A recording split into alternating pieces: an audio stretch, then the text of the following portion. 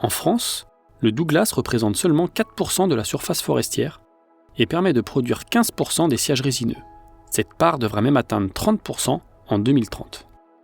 En effet, les forêts de Douglas ont été plantées majoritairement entre les années 1960 et 90, et leurs arbres arrivent à maturité. Le bois est valorisé en construction pour ses deux formidables atouts, sa résistance mécanique et sa durabilité naturelle. La gestion durable de cette ressource naturelle passe par son renouvellement cyclique. L'utilisation de plants adaptés est essentielle à la réussite des reboisements et la qualité des produits à récolter dans le futur. Le Douglas a été introduit au XIXe siècle, mais on récolte seulement les premières plantations. Les peuplements sont encore issus, en grande partie, des graines importées dont le potentiel de développement en conditions françaises était à découvrir.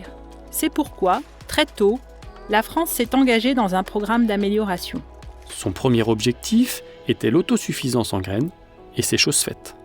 Aujourd'hui, FCBA, INRAE et ONF bénéficient de 30 ans de retour d'expérience. Ces études sur la génétique du Douglas donnent aux forestiers de quoi relever les défis de demain, à savoir le changement climatique et la qualité des bois. Sur la côte ouest des États-Unis, l'aire naturelle du Douglas est immense.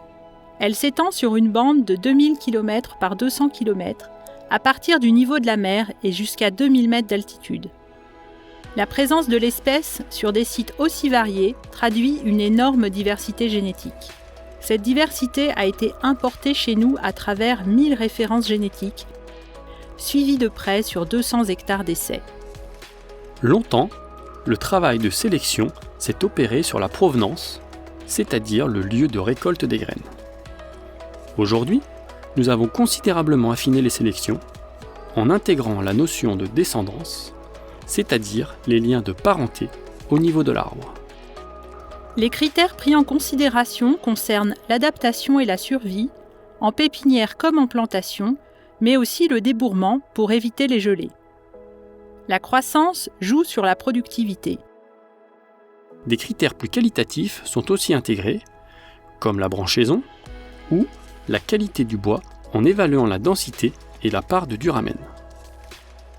La prise en compte du changement climatique se fait par 3 stratégies.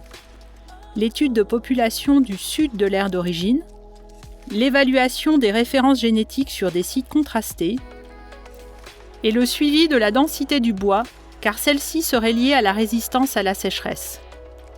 Pour autant, les sélections ne changeront pas fondamentalement les caractéristiques de l'espèce. Il faudra toujours conserver une certaine sagesse et savoir renoncer au Douglas sur les sites à risque. En revanche, certains caractères ne peuvent pas aujourd'hui être pris en compte. C'est le cas du diamètre des branches ou de la résistance aux insectes et cervidés. En effet, il résulte de l'environnement plus que de la génétique. Les critères sont plus ou moins fortement liés entre eux génétiquement, parfois favorablement, parfois pas. Le travail de sélection consiste à trouver des équilibres entre les caractères tout en conservant une forte diversité génétique. La première étape a été de sélectionner une population d'amélioration constituée de 330 références génétiques. C'est la base du programme d'amélioration Douglas Avenir.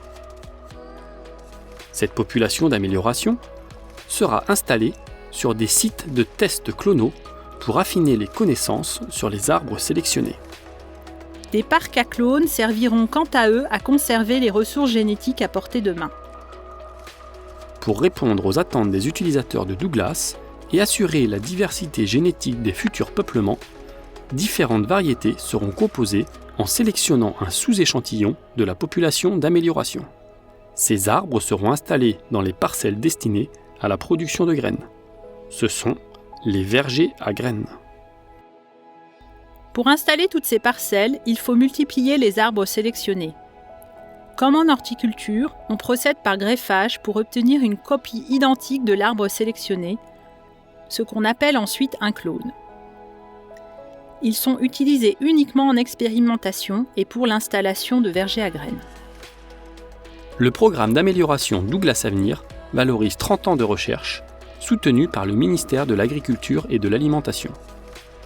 C'est une action qui s'inscrit dans le long terme, pour continuer à évaluer les arbres sélectionnés en intégrant de nouveaux critères, pour proposer tous les 5 ans des nouvelles variétés améliorées de Douglas, pour maintenir plus de 100 hectares de vergers nécessaires à la production nationale de plants, et d'ici 20 ans, pour réaliser des croisements au sein de la population d'amélioration, la renouveler et aller vers une seconde génération.